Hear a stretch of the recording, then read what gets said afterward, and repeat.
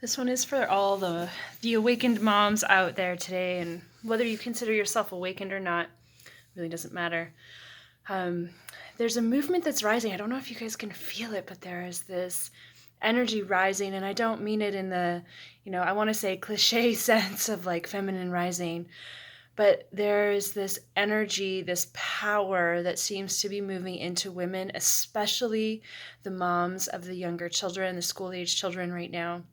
When we look at a lot of the prophecies around this potential time, there was a consistent message across many of the different prophecies, the different religious groups, that it's going to be the women that save the world. And particularly, it's going to be the women of the Western world.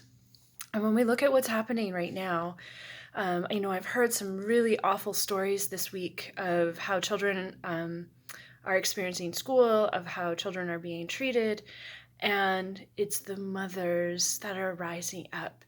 And this is so important. There's a couple of things that I want to say here. And first is that, if you find yourself as a mother in a position where you can't explain it, it's just like an energy moves through you, and you need to say something or you need to make a decision for your child's welfare, trust that. Please trust that. That is when you are in, your divine power, when you are fully embodied in your body, you're going to feel those moments of you'll just know it's right or it's wrong, and you'll know that you need to take action to protect your children. And the other thing that I want to say around that is, do not let anybody convince you that you are overreacting or that you are crazy for stepping in for the well-being of your child. This has been a program that has been in place for millennia to convince women that we overreact, that we're overly emotional, that we're overreacting to every little detail. No. Women were given intuition for a reason. Women hold that intuition so intimately, especially in connection to the child.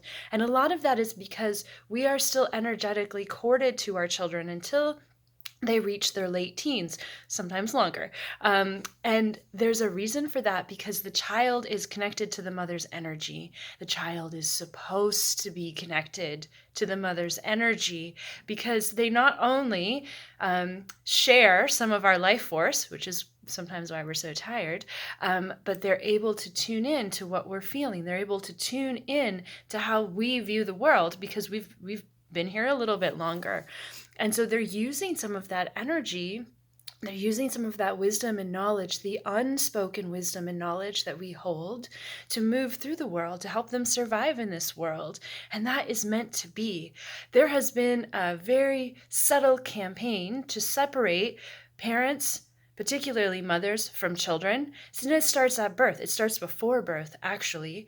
There's a lot of subtle messages in the Western culture that suggest that kids should be separated, that they should be, in daycare, or they should be put in the care of other people as soon as possible so that they learn how to be independent. But when you actually look at a lot of the research on supporting the growth and development of children, you will see that they'll have moments of they go out into the world, they feel insecure, they go back to the mother. They have a moment of security, then they feel safe again to go back out into the world. And most learning, most development works like that, in a spiral fashion, right? Of going out and coming back in and going out and coming back in.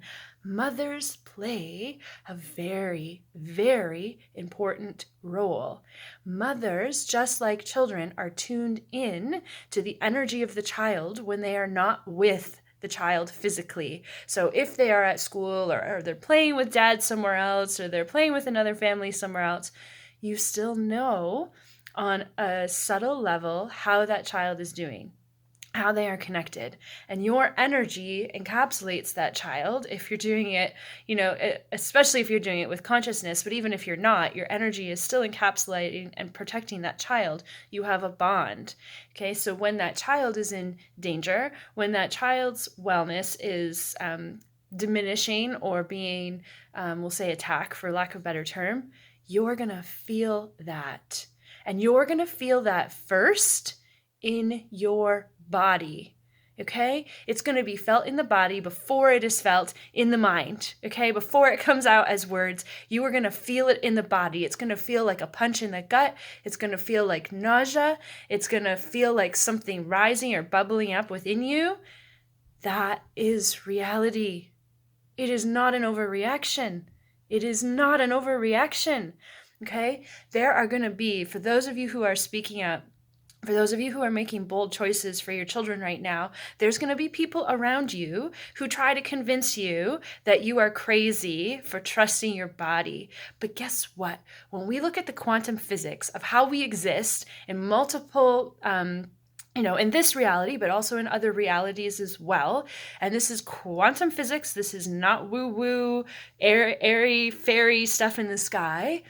We know that our DNA in this reality and multiple realities is all connected. So the feelings that we have in our body are related to our evolution as a soul.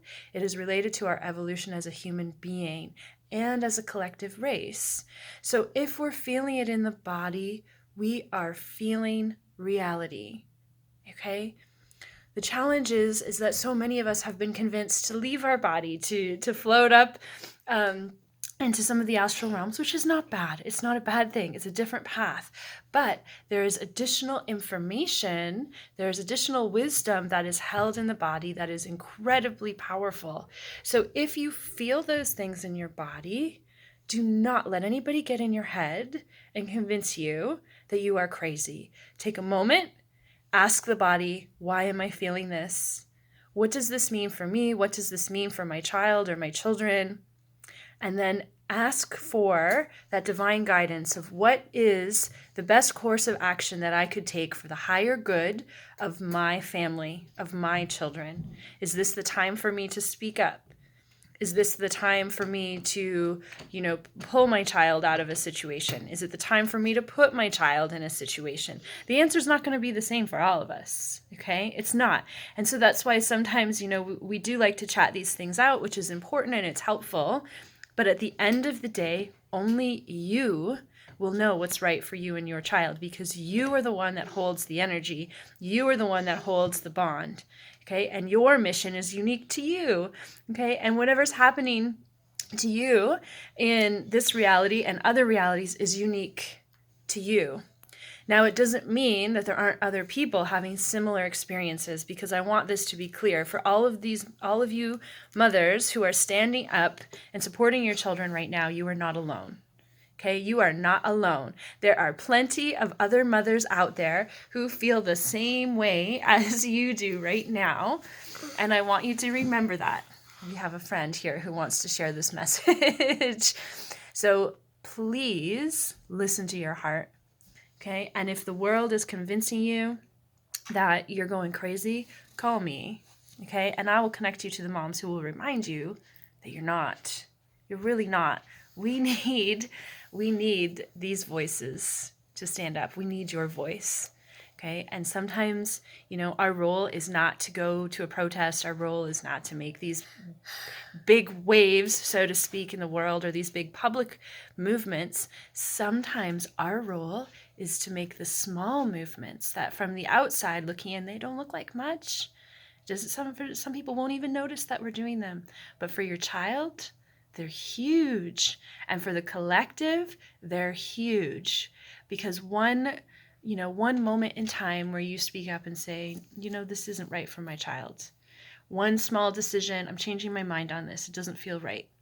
It may seem like nothing, but it is way more, because the energy of that conversation, the energy of that decision becomes a wave of energy that goes out into the world.